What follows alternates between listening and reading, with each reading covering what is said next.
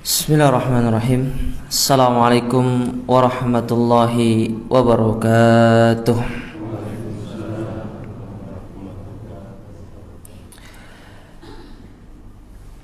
Innal hamdalillah nahmaduhu wa nasta'inuhu wa nastaghfiruh wa na'udzu billahi min shururi anfusina wa min sayyiati a'malina. Man yahdihillahu fala mudilla lahu wa man yudlil fala hadiya lahu.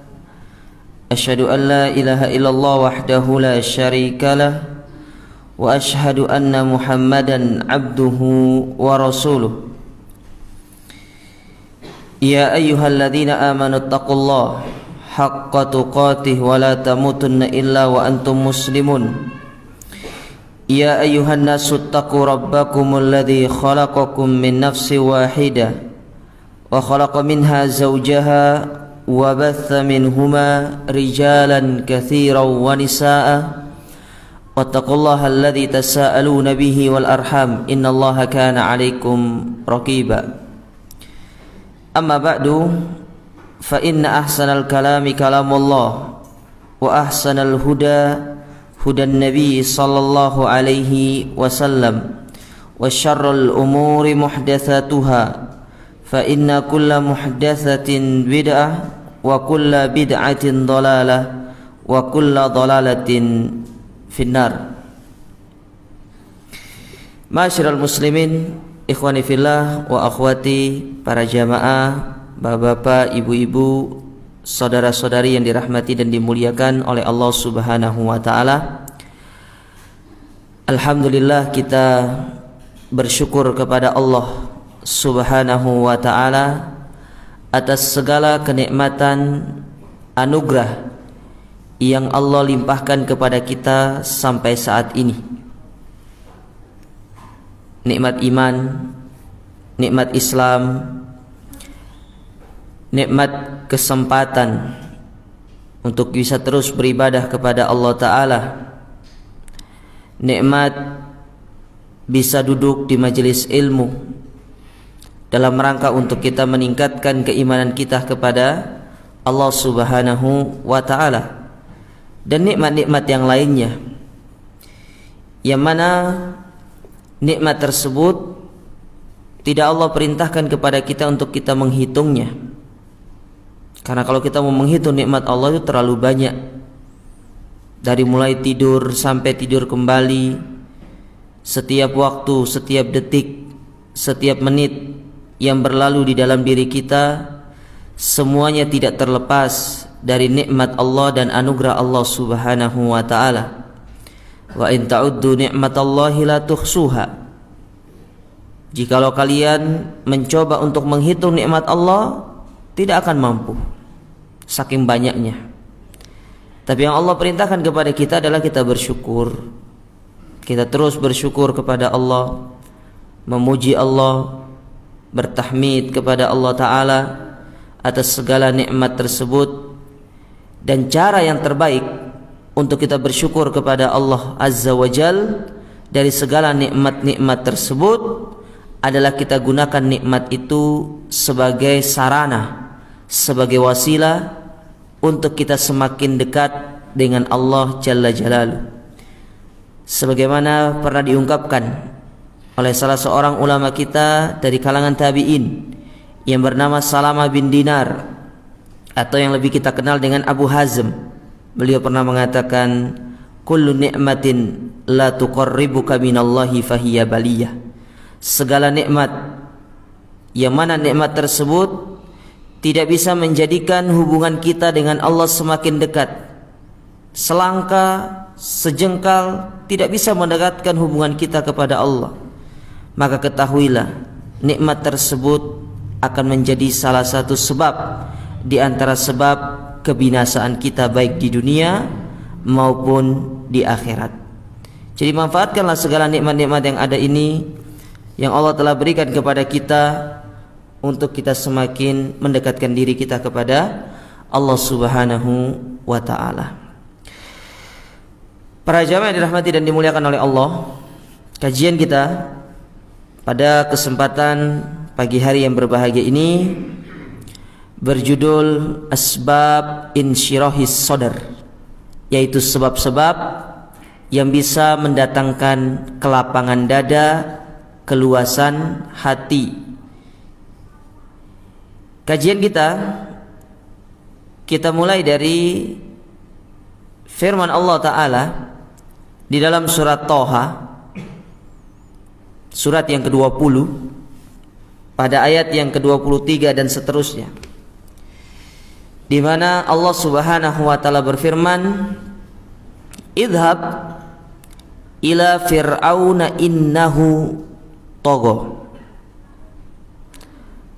Wahai Musa, pergilah engkau kepada Fir'aun, karena sesungguhnya Fir'aun itu telah melampaui batas. Jadi Allah perintahkan kepada Nabi Musa untuk mendakwahi Fir'aun, manusia yang paling bermaksiat kepada Allah. Sejarah mencatat tidak ada manusia yang paling maksiat kepada Allah melainkan Fir'aun. Antum cari manusia yang paling maksiat sama Allah, tidak akan melebihi maksiatnya Fir'aun.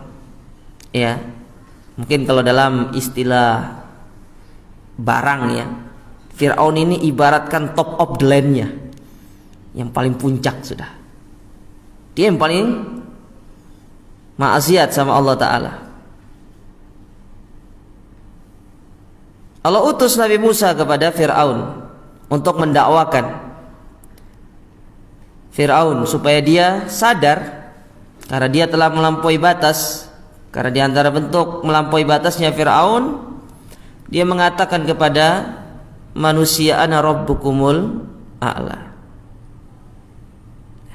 Sesungguhnya aku Tuhanmu yang paling tinggi. Namun coba lihat apa yang diminta oleh Nabi Musa ketika Allah memerintahkan beliau untuk mendakwahi Fir'aun.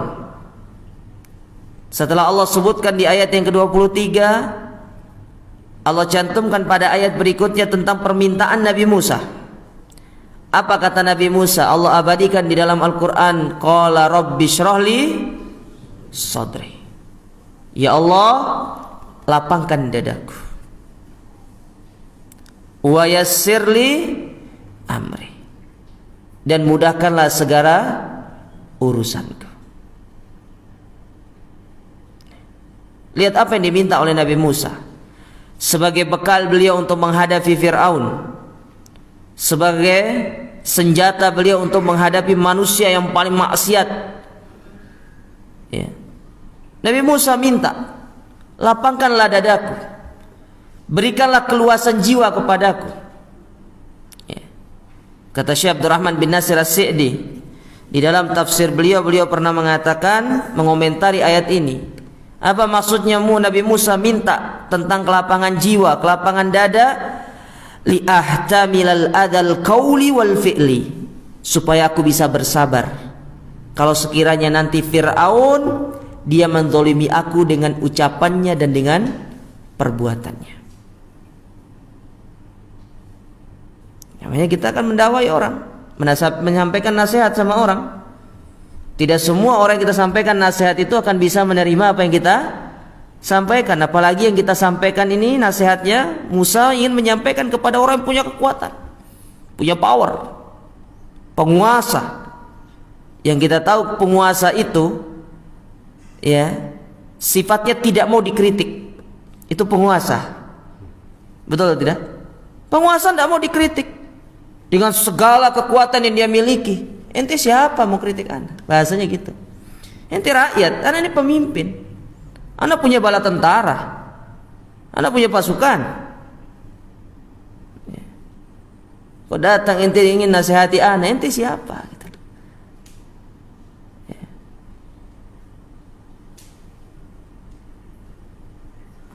Inilah penguasa. Makanya Nabi Musa minta supaya diberikan kelapangan dada. Nah begitu pula kita hidup di zaman sekarang. Kita hidup di zaman yang penuh dengan fitnah, di zaman yang kita harus menasihati orang karena mereka menyimpang dari agama. Tidak semua orang akan menerima nasihat kita. Kita tidak berbicara orang yang pro dengan kita, yang sepakat dengan kita. Kita berbicara orang yang kontra dengan kita, yang tidak sepakat dengan kita. Menyampaikan engkau melakukan kesalahan, gini segala macam. Nah, disitulah kita membutuhkan yang namanya kelapangan dada. Seorang bawahan, terkadang dia ingin menyampaikan sebuah pendapat kepada pemimpinnya. Pemimpin tidak mau menerimanya, harus lapang dada. Kita hidup di tengah masyarakat yang terkadang kita berada dalam satu komunitas, kita ingin menyampaikan apa menjadi pendapat kita. Mereka tidak menerima pendapat kita. Tidak boleh kita memaksakan kehendak. Kita harus bisa menerima dengan lapang dada. Begitu pula dalam masalah-masalah urusan agama yang sifatnya itu adalah perbedaan pendapat. Ya, apalagi itu yang berkaitan dengan masalah-masalah furu. Ya. Makanya kata para ulama, di antara anugerah yang harus senantiasa kita doakan untuk terus Allah limpahkan kepada kita, yaitu kita minta supaya Allah memberikan kepada kita kelapangan dada. Oleh karena itu Al-Imam Ibnul Qayyim di dalam kitab beliau Zadul Ma'ad, ya situ ada tuh kitabnya 6 jilid. Saya tadi lihat tidak ada jilid satunya, nggak tahu kemana itu.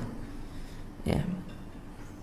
Dalam kitab beliau Zadul Ma'ad, beliau menyebutkan satu pasal yang berkaitan dengan sebab-sebab yang bisa mendatangkan kelapangan dada, keluasan jiwa. Karena kita butuh perkara ini, kita butuh bekal ini sebagai bekal kita untuk kita mengarungi kehidupan di atas muka bumi ini, yang pasti akan ada manusia yang kontra dengan kita, yang tidak sependapat dengan apa yang menjadi pemikiran-pemikiran kita. Dan insya Allah kita akan menyebutkan beberapa saja, karena beliau membawakan lumayan banyak. Ya, kita akan mengambil beberapa saja. Berapa yang bisa kita ambil pada kesempatan yang berbahagia ini? Ya, sebagaimana kata orang Arab, ma la yudraku kullu la yudraku jullu. Apa yang tidak bisa diambil seluruhnya, jangan ditinggalkan seluruhnya, tapi diambil apa yang bisa kita ambil. Taib, yang pertama, di antara perkara yang bisa menjadikan hati kita, dada kita lapang, yaitu memupuk hati ini, dada ini dengan keikhlasan kepada Allah. Ya. Sebelum saya menyebutkan apa kaitannya ikhlas dengan kelapangan hati, saya sebutkan dalil-dalil yang memerintahkan kepada kita supaya ikhlas dulu. Pertama, dalam surat Al-Bayyinah ayat yang kelima, ayat yang masyhur, semua orang hafal kayaknya. Allah Ta'ala berfirman, wa ma umiru illa liya'budullaha mukhlishina lahuddin. Dan tidaklah kita diperintahkan oleh Allah untuk beribadah kecuali ibadah itu dibangun di atas keikhlasan. Antum mau ibadah sama orang, mau beramal soleh, lillahi ta'ala, karena mengharapkan wajah Allah. Cari muka itu jangan di hadapan manusia, di hadapan Allah cari muka. Orang cari muka di hadapan manusia rugi dia. Ya. Orang cari muka di hadapan manusia rugi. Makanya coba lihat berapa banyak ayat-ayat di dalam Al-Quranul Karim Allah menyebutkan apa? Liwajhillah, karena wajah Allah. Karena memang sifat dasar manusia itu suka cari muka. Jadi kalau mau cari muka di hadapan Allah aja, nggak usah di hadapan manusia. Nggak ada manfaatnya, nggak ada faedahnya. Ya. Tidak ada faedahnya. Kemudian dalil yang kedua, yaitu sabda Nabi SAW, hadis yang sangat masyhur, yang sangat terkenal, yang diriwayatkan oleh Imam Bukhari dan Imam Muslim dalam kitab Sahih mereka berdua. Hadis yang dikeluarkan dari sahabat Umar bin Khattab. Innamal a'malu bin niat. Segala amal ibadah itu tergantung niat. Wa innama, ini perhatikan. Wa innama likulli imri'in ma nawa. Dan setiap orang akan mendapatkan sesuatu itu tergantung niatnya. Ingat, Antum harus catat jamaah. Allah itu maha adil. Allah itu tidak zalim. Ketika yang terbesit di dalam benak Anda beramal, mencari wajah di hadapan manusia, Allah kasih. Allah berikan. Anda bersedekah, Anda infak, Anda sholat, Anda datang ke masjid sholat berjamaah. Niatnya bukan untuk menegakkan syiar supaya dikatakan sebagai penghuni tetap Masjid Thayyibah itu. Nah, misalkan. Ya. Orang itu Masya Allah ahlul masjid. Kalau niat Anda seperti itu, Allah berikan. Allah puji, Allah jadikan manusia memuji Anda. Tapi pahala yang Allah janjikan dari setiap amal ibadah yang Allah berikan kepada kita, itu tidak diberikan kepada kita. Yang harusnya Allah berikan kepada kita, tapi karena niat tersebut, maka Allah tidak berikan kepada kita. Sampai di sini paham ya? Ngerti ya? Ya. Sekarang Anda sedekah, dia aja ingin dikatakan seorang yang dermawan sama manusia. Allah kasih, manusia bilang Anda dermawan, tapi Anda tidak dapatkan pahala dari sedekah tersebut.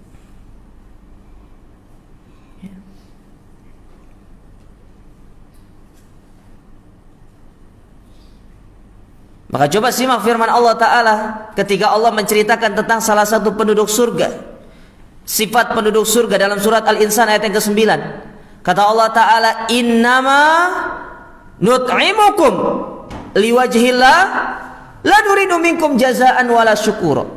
Penduduk surga itu, kalau dia memberikan makan, memberikan infak, apapun lah amal soleh, tatkala mereka memberikan hal tersebut, mereka katakan, kami berikannya karena Allah, kami tidak butuh balasan terima kasih dari kalian.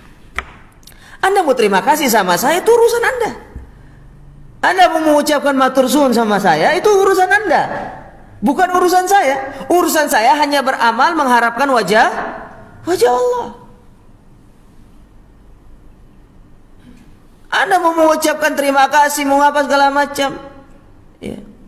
Maka kata Syekh Abdurrahman bin Nasir As-Sa'di di dalam tafsir beliau, mereka apa? La nuri jazaan malian wala tahnian. Mereka tidak butuh balasan baik berupa harta maupun berupa ucapan selamat, tidak butuh. Karena mereka yakin faman ya'mal mithqala dzarratin khairan yarah. Ya. Kebaikan apapun yang dilakukan, kalau memang ikhlas lillahi ta'ala, meskipun itu kecil, Allah berikan balasan. Bukankah pernah disebutkan oleh para ulama kita, rubba amalin sogirin tukabbiruhun niyah wa rubba amalin kabirin tusoggiruhun niyah. Betapa banyak amal itu kecil, dia besar di sisi Allah karena pengaruh niat yang ikhlas. Tapi betapa banyak amalan yang besar, dia menjadi kecil dan bahkan tidak bernilai pahala sedikit pun di sisi Allah karena pengaruh niat. Ya, taib. Ini dalil-dalil yang memberitakan kepada kita tentang wajibnya seorang itu ikhlas kepada Allah. Ya. Lalu apa kaitannya antara ikhlas dengan kelapangan hati, kelapangan jiwa? Ada kaitannya jemaah. Ya. Kaitannya Allah melarang kita untuk riya. Ketika Anda beramal karena manusia, lalu manusia tidak puji Anda, tidak sanjung Anda, sakit nggak hatinya?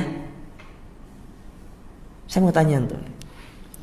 Ketika Anda beramal karena mengharapkan pujian manusia, mengharapkan sanjungan manusia, mengharapkan manusia itu simpati, mengakui tentang amal yang Anda lakukan. Anda misalkan berkurban, ya tidak tanggung-tanggung, sapinya sapi limusin itu, supaya orang puji, oh fulan mampu berkurban dengan sapi limusin. Yang lainnya hanya sapi, mungkin sapi Madura mungkin ya. Sapi Madura kan kecil kan ya. Paling 20 juta lah ya. Dibandingkan dengan sapi limusin itu jauh berapa? 100 juta. Hampir 200 juta malah ada. Tapi 200 juta Anda keluarkan tujuannya supaya manusia itu simpati, memuji Anda. Lalu tidak ada satupun yang memuji Anda. Kira-kira sakit hati atau tidak?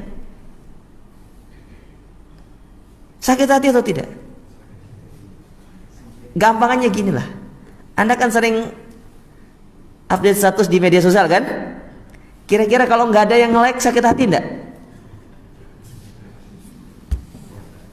Sakit hati atau tidak? Ya boleh, statusku nggak di like lagi. Nah, itu gampangan dalam diri kita niat seperti itu, berarti kan karena manusia, bukan karena Allah. Nah itulah yang disebutkan Imam Ibnu Qayyim itu. Ketika seseorang tidak menanamkan, mempatri dirinya untuk selalu ikhlas kepada Allah, dia lebih condong untuk terus riya di dalam amal ibadahnya, Allah jadikan hatinya sempit. Allah jadikan dadanya menjadi dada yang sempit. Makanya Allah haramkan bagi kita riya. Selain riya itu sebagai salah satu sifat orang munafik, riya itu mendatangkan kesengsaraan di dunia dan di akhirat. Sengsara di dunia. Mana bentuk sengsaranya? Hati yang sakit, nyerinya tuh di dia, kata orang Sunda itu. Iya. Sakit hati itu. Setiap hari update, ada nggak yang like ya? Kok nggak ada yang komen-komen ini? Sakit hati ini coba. Padahal statusnya tuh sudah videonya tuh sudah video yang paling top itu, Ustaz Firanda, Ustaz Syafiq. Toh nggak ada juga. Kok yang like cuma satu ya gitu kan? Ya jemaah. Makanya Allah larang kita untuk riya. Mau cari muka tuh tidak bisa di hadapan manusia. Cari muka tuh di hadapan Allah. Ya. Amal ibadah itu karena Allah, jangan karena manusia. Ya. Hina kita di dunia ketika kita itu beramal karena tujuannya manusia. Lebih-lebih tatkala kita berada di akhirat, lebih hina lagi. Apa kata Allah Ta'ala dalam hadis qudsi? Allah Subhanahu wa Ta'ala berfirman, ana agnas syuraka anis syirki. Aku tidak butuh yang namanya partner di dalam ibadah. Aku tidak butuh sekutu dalam ibadah itu. Man amila amalan asyraka fi imahi ghairi taraktuhu wa syirkahu. Maka barang siapa yang dia beramal, ya, lalu dia berbuat syirik, lalu dia itu riya, ada riyanya, ya, ada niatan yang lain selain ingin mendapatkan pahala di sisiku. Ternyata dia ingin mendapatkan pujian manusia, ingin mendapatkan sanjungan manusia. Apa kata Allah Ta'ala? Taraktuhu wa syirkahu. Orang ini aku tinggalkan di akhirat dengan amalannya. Gak butuh Allah Ta'ala. Ya. Allah Ta'ala tidak butuh kepada kita. Ingat, manfaat ibadah itu tidak kembali kepada Allah, tapi kembalinya kepada kita. Kita sholat, kita puasa, kita zakat, kita haji, itu semuanya itu kembali kepada diri-diri kita, tidak kembali kepada Allah Ta'ala. Allah tegaskan dalam hadis yang lain, dalam hadis qudsi, lau anna awalakum wa insakum wa jinnakum, lau anna awalakum wa akhirakum wa insakum wa jinnakum kanu ala atqa qalbi rajulin wahidin minkum mazada min mulki syai'a. Kalau sekiranya, ya, seluruh makhluk ini dari awal sampai akhir, manusia tambah jinnya, mereka adalah orang-orang yang bertakwa sama Allah. Semuanya takwa, nggak ada yang maksiat sama Allah Ta'ala. Apa jawaban Allah Ta'ala? Tidak menambah sedikit pun dari kerajaanku. Tidak ada manfaatnya buat Allah. Ya. Sebaliknya kita maksiat semua sama Allah Ta'ala, tidak akan merugikan sama Allah Ta'ala. Allah tidak rugi. Allah itu sudah sempurna sebelum kita diciptakan. Makanya apa yang menyebabkan dada kita sempit selama ini? Ternyata amal kita itu karena manusia, bukan karena Allah. Bagaimana kita mau mendapatkan kelapangan dada kalau selama ini niat kita beramal hanya ingin mendapatkan pujian manusia? Terlalu rendah. Kalau hanya kita ingin menukar kenikmatan surga, keluasan surga dengan pujian manusia yang hanya sementara, yang hanya sesaat. Ya, Anda melihat 1000 kebaikan yang kita lakukan kepada manusia, satu kesalahan, yang mana yang diingat?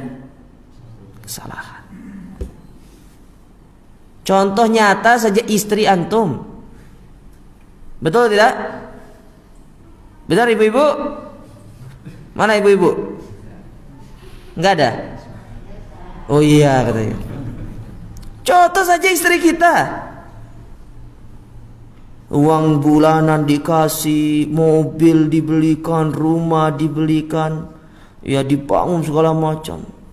Giliran istrinya, Pak, tolong titip terang bulan dong. Suaminya lupa. Apa kata istrinya? Emang bapak tuh tidak pernah berbuat baik sama saya. Lo iki rumah lo dibangunkan hanya gara-gara terang bulan. Betul bu? Gitu. Ngaku ibu-ibu tuh.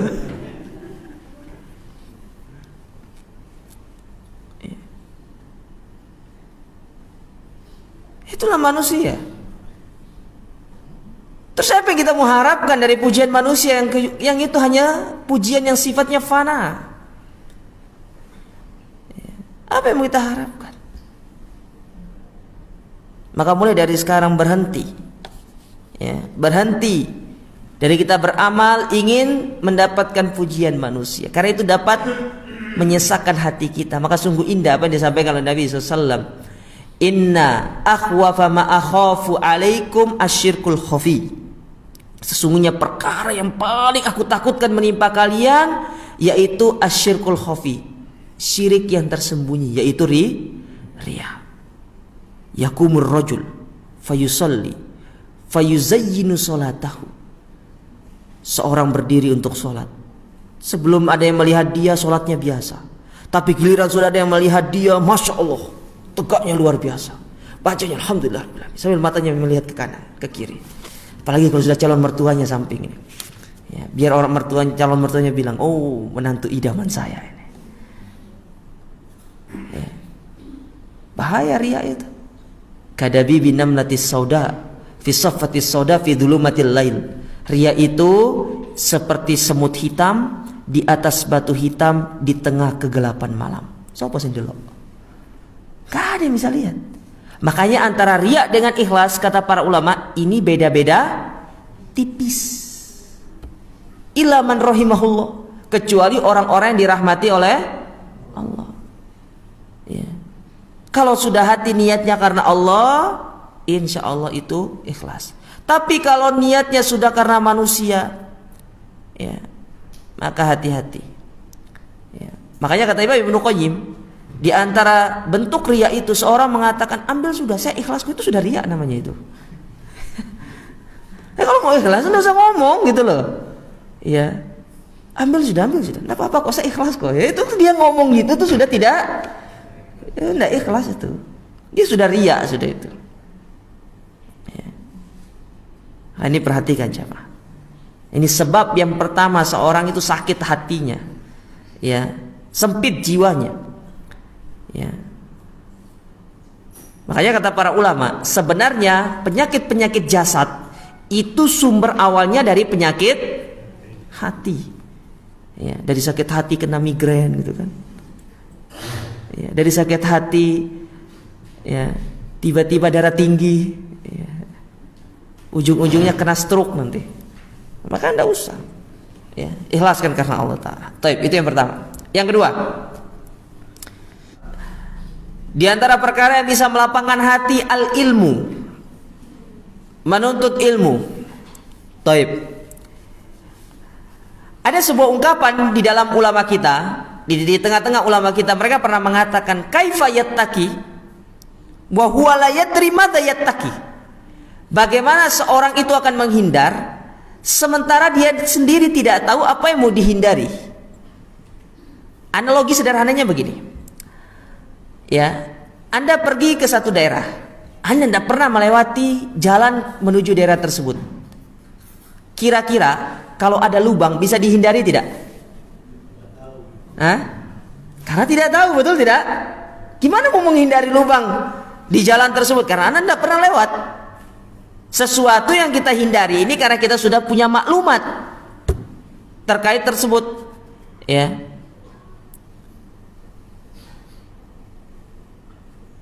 Kita akan bisa menghindari lubang di jalan itu, bisa menghindari polisi tidurnya karena kita sudah punya maklumat. Nah, begitu pula dalam masalah ini. Seorang akan bisa menjauhkan dirinya dari sebab-sebab yang bisa menyempitkan hati, menyempitkan dadanya kalau dia sudah punya maklumat, punya ilmu tentang perkara yang bisa menyempitkan hatinya. Ya. Maka di sini kudu belajar, harus belajar. memahami tentang perkara yang bisa mendatangkan kesempitan dada, kesempitan jiwa. Ya. Maka coba simak apa yang disampaikan oleh Hudzaifah ibn Yaman radhiyallahu taala anhu warda. Kata beliau, kana nasu yas'aluna anil khair wa kuntu kana nasu yas'aluna Rasulullah sallallahu alaihi wasallam anil khair wa kuntu as'alu anisyarr makhafatan an tudrikani. Dahulu para sahabat mereka paling banyak bertanya tentang pintu-pintu kebaikan. Ya Rasulullah, bagaimana pintu kebaikan? Begini, begini, begini. Tapi Hudzaifah beda. Aku bertanya tentang pintu keburukan. Ya, karena aku takut keburukan itu akan menimpa diriku satu saat.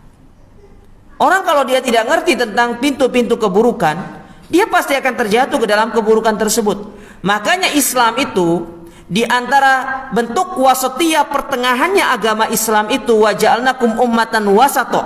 Islam itu agama pertengahan. Ahlus sunnah adalah mereka yang pertengahan. Mereka tidak hanya mengajarkan orang tentang syirik, tauhid, tapi juga mengajarkan tentang syirik. Jadi kita tuh tidak boleh belajar itu hanya setengah. Belajar tentang tauhid, keutamaan tauhid, bukan hanya itu, tapi juga harus belajar tentang bahaya dari kesyirikan. Tidak melulu tentang belajar tentang bagaimana pentingnya sunnah, berpegang teguh dengan sunnah, tapi harus ngerti bahaya dari mengadakan perbuatan baru di dalam agama. Harus ngerti. Itu namanya balance dalam beragama, itu baru seimbang. Ya. Tidak boleh hanya seorang mengerti tentang yang halal, tidak belajar yang haram. Nanti semuanya dihalalkan nanti. Ya. Harus seimbang.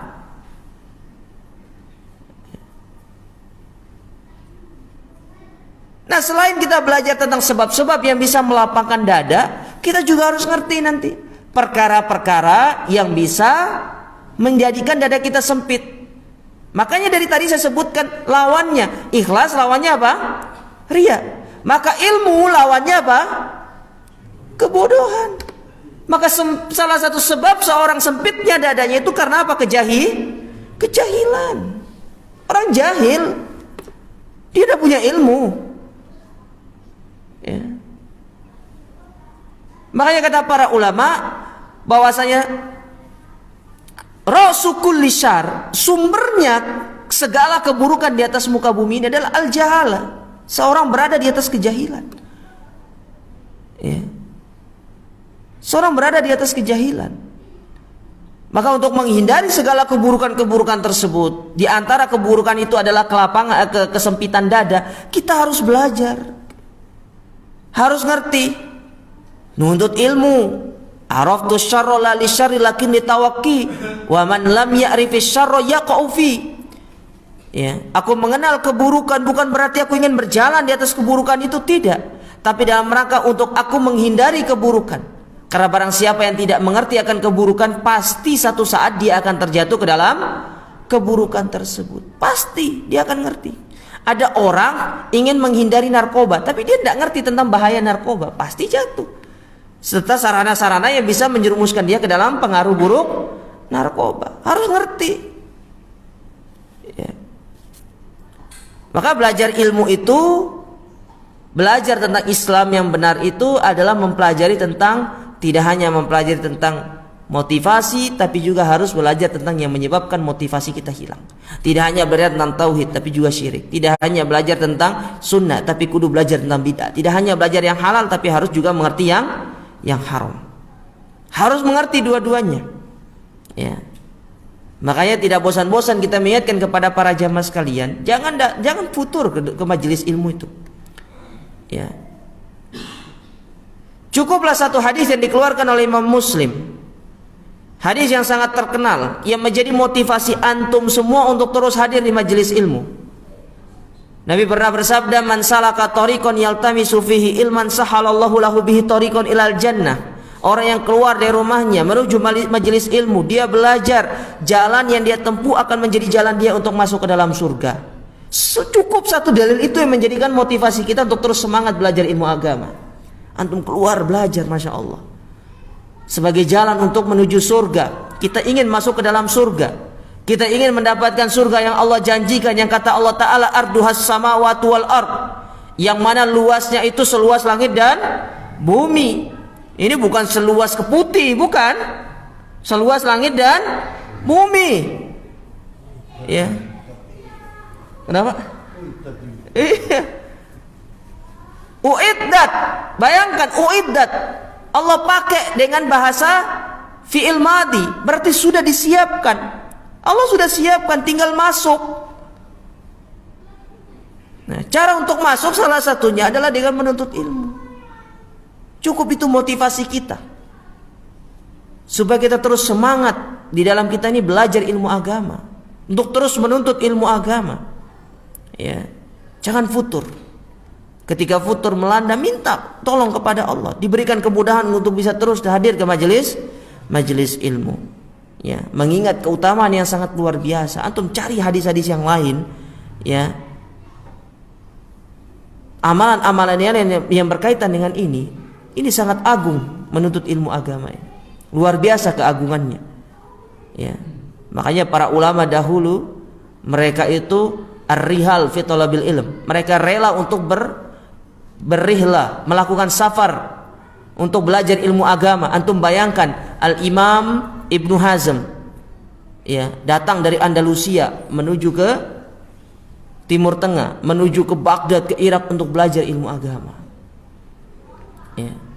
Ulama-ulama yang lainnya, bagaimana Imam Bukhari, Allah muliakan Imam Bukhari. Tidak ada yang pernah ketemu dengan Imam Bukhari, tapi kita mengenal yang namanya Imam Bukhari. Kenapa? Karena kesungguhan beliau di dalam menuntut ilmu agama. Beliau berpindah dari Basra ke Kufah, dari Kufah ke Baghdad untuk mencari hadis-hadis Nabi Sallallahu Alaihi Wasallam. Allah muliakan.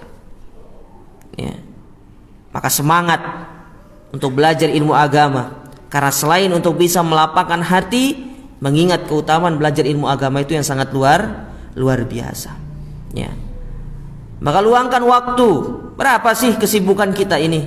Masa 168 jam yang Allah berikan kepada kita, tidak ada satu jam saja untuk kita belajar ilmu agama. 168 jam per minggu loh itu. Masa 1 jam tidak ada waktu yang kita luangkan untuk kita belajar ilmu agama? Sesibuk apa kita ini? Istri cuma 1, ya. Anak mungkin paling 2, 3, ya.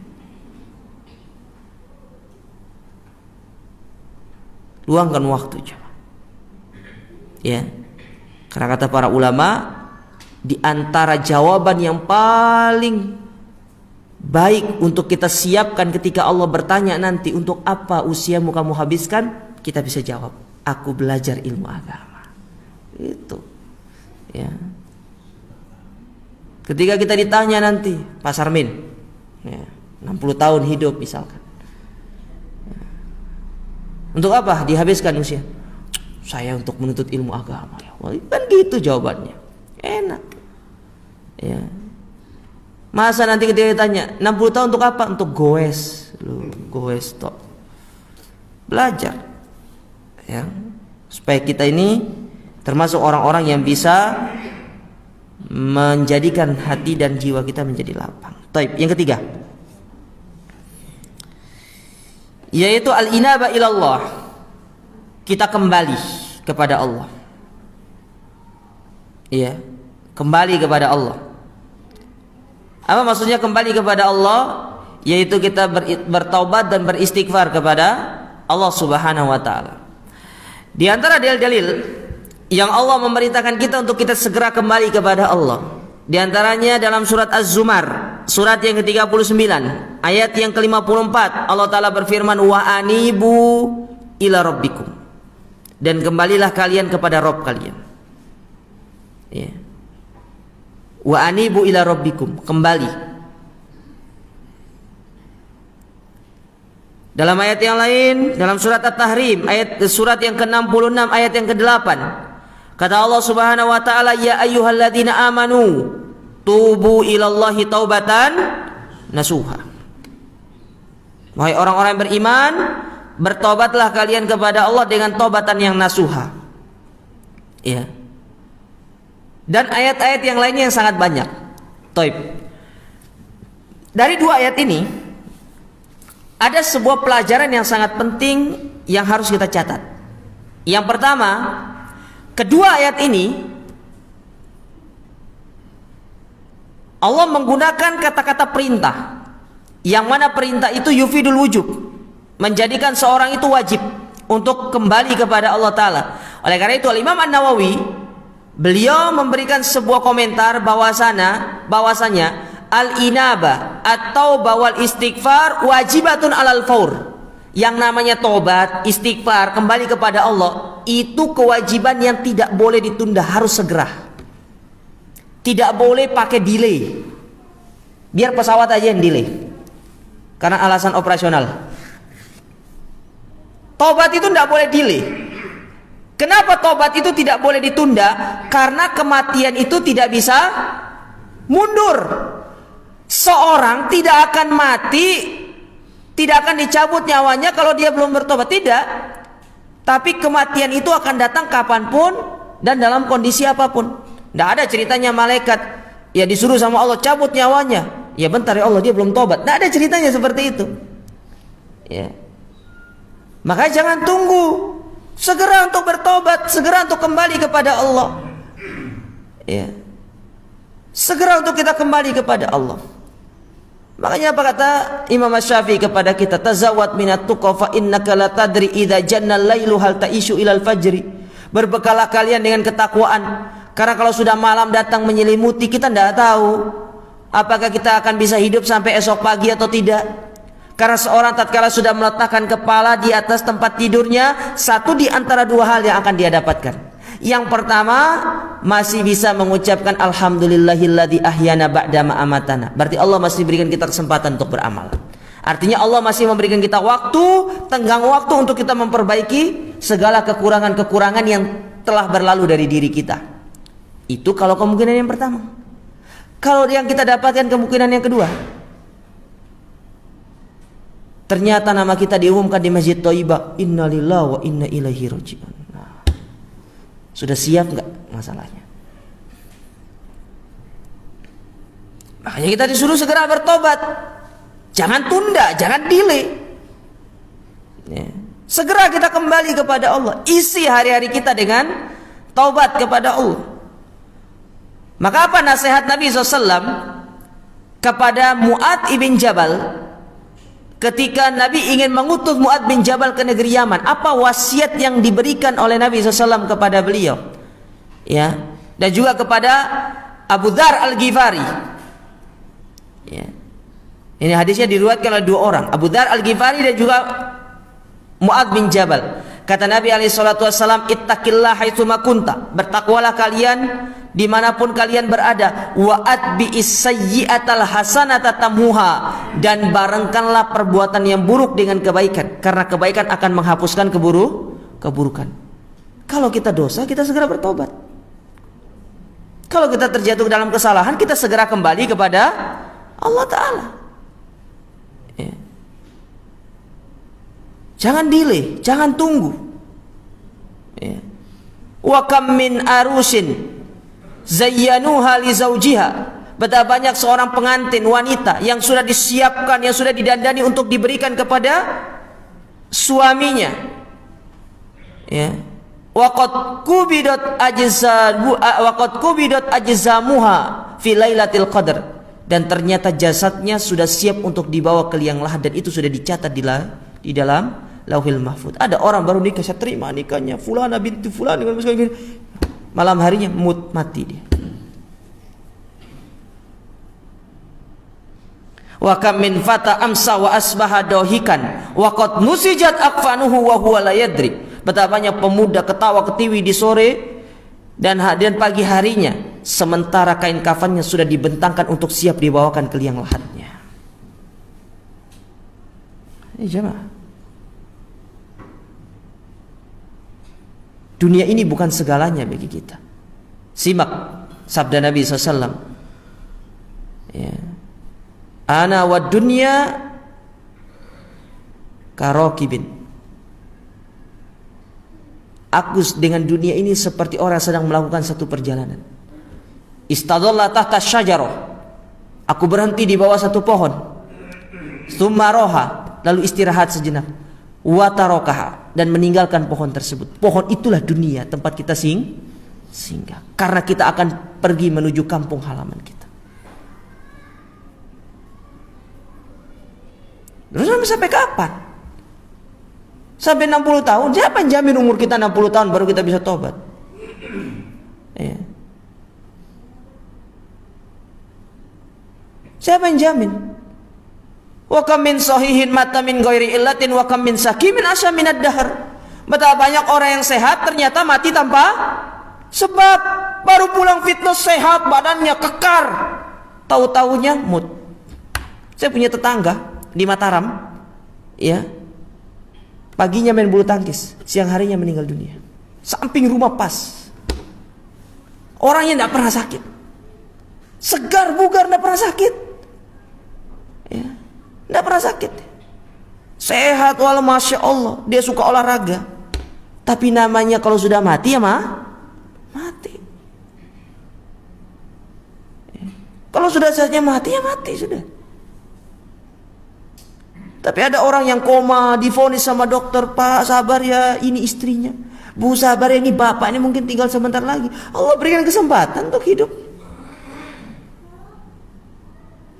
Allah berikan kesempatan untuk hidup. Dan itu kisah yang sangat banyak saya dapatkan. Saya dulu ketika menjadi pembimbing rohani di PHC, ada banyak cerita-cerita yang saya dapatkan dari keluarga. Ada satu orang, dia itu lama di PHC itu, sudah koma, bahkan keluarga sudah putus asa. Tahu-taunya Allah berikan kesempatan untuk hidup, untuk dia sembuh sejenak. Apa yang dia inginkan? Saya ingin makan es krim katanya. Kisah nyata. Diberikan es krim sama anaknya. Selesai makan es krim, selang beberapa saat meninggal dunia. Dibangunkan dari koma oleh Allah Ta'ala hanya untuk makan es krim. Meninggal dunia. Apa yang kita tunggu? Tidak ada yang jamin ya jemaah. Ya. Makanya coba lihat agama kita ini, agama yang luar biasa. Kenapa? Setiap aktivitas kita itu selalu ada zikirnya, betul tidak? Apa sih manfaatnya zikir tersebut dalam setiap aktivitas? Supaya kita ini siap. Kalau ketika kita sedang melakukan aktivitas itu, kita sudah tutup hari kita dengan kita berzikir kepada Allah Ta'ala. Antum mau tidur saja ada zikirnya. Makanya kata para ulama, orang tidak akan tahu dia mimpi atau tidak setelah dia bangun. Kalau tidak bangun berarti tidak mimpi dia.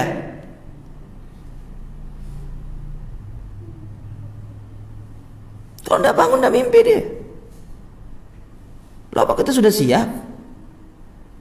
Ya. Taib. Ini poin yang pertama. Poin yang kedua yang berkaitan dengan ayat ini. Coba lihat di dalam surat At-Tahrim, Allah mengatakan ya ayyuhalladzina amanu, wahai orang-orang beriman.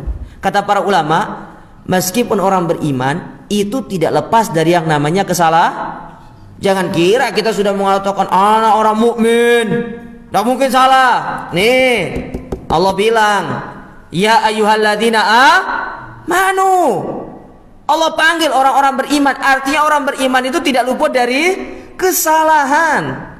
Jangan kira orang yang beriman itu adalah orang yang maksum. Nggak, kita ini semua salah. Salah. Mana contoh kesalahan kita? Nabrak lampu merah salah atau enggak? Salah jemaah. Tidak boleh putar balik. Oh, putar balik juga. Salah atau tidak? Salah. Antum bilang benar itu. Jalan satu arah, tahu-tahunya nabrak juga. Salah. Itu kesalahan. Orang beriman tidak lepas dari kesalahan. Makanya kita dipanggil untuk segera kita bertobat kepada Allah. Taib. Lalu apa kaitannya dosa dengan hati, dengan kelapangan dada? Ada.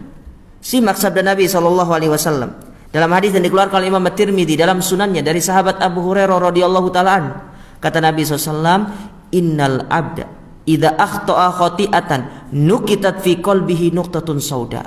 Sesungguhnya seorang hamba ketika dia berbuat kesalahan, maka akan ditaruh di dalam hatinya itu satu titik hitam. Hati itu ibarat gini. Hati itu putih. Antum coba taruh di sini tinta hitam, kelihatan atau tidak? Merubah warnanya tidak? Itulah hati. Semakin banyak titik hitam itu, maka yang putih akan menjadi hitam. Maksiat itu gitu. Dosa maksiat menjadikan hati kita ini menjadi perlahan demi perlahan menjadi hitam. Sehingga tatkala hati itu sudah menjadi hitam, itulah yang menyebabkan hati itu sulit untuk menerima hidayah. Mendengarkan ayat-ayat Allah tidak nangis dia. Itu karena hatinya dipenuhi dengan maksiat. Makanya kata Nabi SAW, wa idza naza'a wastaghfara wa taba sukila qalbu. Tapi kalau dia melepaskan diri dari dosa itu, dia angkat dirinya dari dosa tersebut, dia istighfar, dia tobat sama Allah Ta'ala, dibersihkan hatinya sama Allah Ta'ala. Wa in ada, tapi kalau dia kembali zidafi, justru akan ditambahkan titik hitam tersebut. Itulah ron, kata Allah Ta'ala, kalla bal rona ala qulubihim makanu yaksibun. Itulah titik-titik hitam yang Allah letakkan di dalam hati-hati manusia akibat ulah perbuatan mereka. Allah jadikan hatinya menjadi sempit. Allah jadikan dadanya sempit. Makanya coba orang lihat orang bermaksiat, tenang atau tidak hidupnya? Tak tenang. Nyaman atau tidak hidupnya? Tidak. Dapatkan kelezatan, kita katakan dapat kelezatan, tapi tidak dapat kebahagiaan. Kelezatan yang didapatkan hanya kelezatan yang sesaat. Orang zina, lezat tidak lezat di saat berzina, tapi selesai itu kegundah-gulanaan yang akan datang pada dirinya. Mikir dia. Ya. Maka apa kata seorang penyair? Tafnal ladadatu mimman nala safwata minal harami wa yabqal hizi wal aru tabqa awaqibu su'in fi maghabbatiha la khaira fil ladati min ba'dihan naru. Kelezatan, kebahagiaan yang didapatkan dengan cara kita bermaksiat kepada Allah Ta'ala, sejatinya itu adalah kebahagiaan kelezatan yang fana. Dan apalah artinya kelezatan yang demikian kalau sekiranya nanti di akhirat kita akan mendapatkan api neraka. Tidak ada manfaatnya. Maka kebahagiaan yang hakiki, kelezatan yang hakiki adalah kelezatan yang didapatkan dengan cara kita taat kepada Allah. Kelapangan jiwa itu akan didapatkan dengan cara kita meninggalkan maksiat. Ya. Dengan cara kita semakin mendekatkan diri kepada Allah Subhanahu wa Ta'ala. Tapi coba lihat orang-orang yang bermaksiat sama Allah, tidak ada tenangnya hidupnya, jiwanya ada tenangnya. Padahal dunia ini luas, tapi sempit bagi dia. Lihat orang-orang yang mencuri, kemana-mana lihat ada polisi nggak ya? Perampok, lihat CCTV, jangan-jangan nanti muka dia disorot. Coba kalau kita orang-orang yang hidup menjauhkan diri kita dari hal yang demikian, mau kemana-mana gampang aja, ketemu sama orang, ahlan wa sahlan. Ya. Nah, ini maksiat.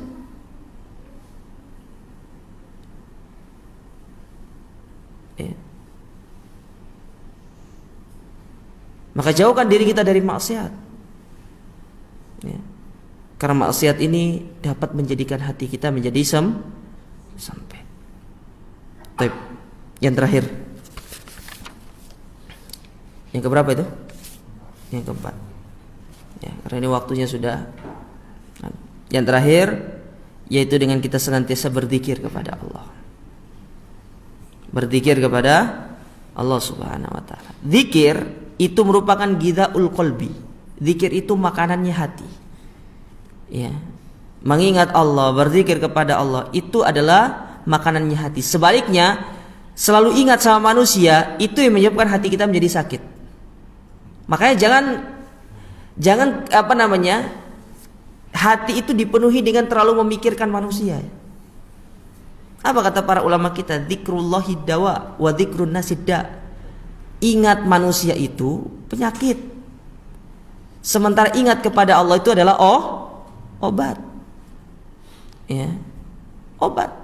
Maka jangan ingat, maksudnya jangan ingat manusia di sini. Jangan terlalu kita memikirkan tentang urusan-urusan manusia.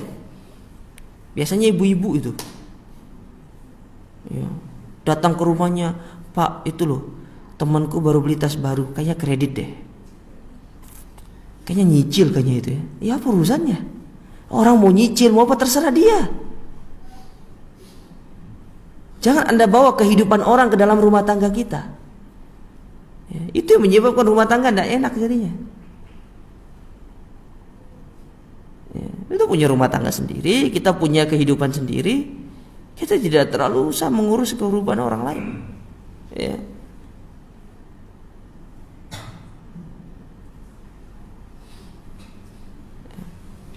Maka coba simak firman Allah Subhanahu wa taala dalam surat Toha pada ayat yang ke-124. Wa man a'rada an dzikri fa inna lahu ma'isyatan dhanka wa nahsyuruhu yaumal qiyamati a'ma. Orang yang dia itu berpaling dari mengingat aku, dia tidak mau berzikir sama Allah taala. Dia tidak ingat sama Allah sedikit pun. Ibadah tidak, apa tidak, segala macam. Allah jadikan hatinya menjadi hati yang sempit. Padahal dari urusan dunia dia punya segalanya. Antum melihat orang-orang kafir, mereka orang kaya, orang punya fulus, bil fulus mulus, mafi fulus mampus. Karena duit mati kita. Enggak juga kan? Orang punya fulus. Coba lihat orang-orang di Surabaya ini banyak, ada rumahnya yang sampai tinggi, di pagar sampai atas. Siapa pasti mau naik sampai atas saja, Pak?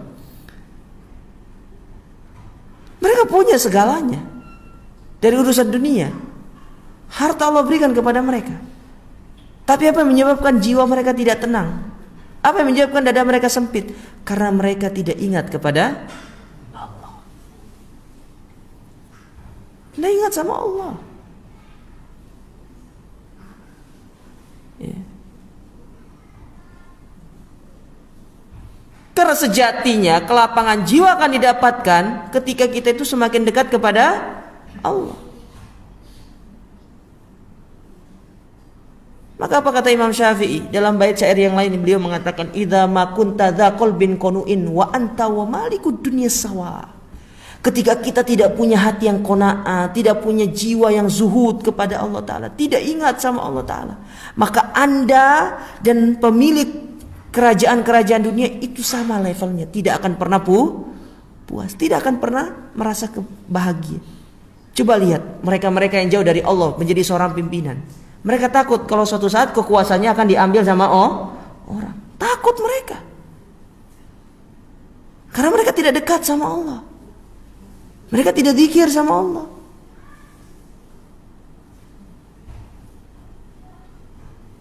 Ya, akhirnya pengawalnya banyak,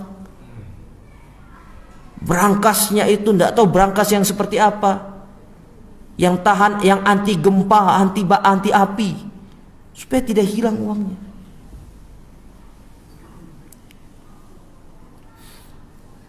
Tapi coba lihat Umar ibn al-Khattab radhiyallahu taala, ketika ada pembesar Romawi, ada pimpinan Romawi datang, nanya, mana Umar? Itu Umar lagi tidur. Loh, ini Umar sudah tidurnya hanya beralaskan tikar, wala pengawal. Kata dia, berbeda dengan raja kami. Raja kami berada di atas permadani yang mewah, ditemani dengan dayang-dayangnya, pengawal kiri kanan. Loh, ini Umar pemimpin dunia. Tidurnya itu beralaskan tikar, ketika pas bangun nempel bekas tikarnya di sini.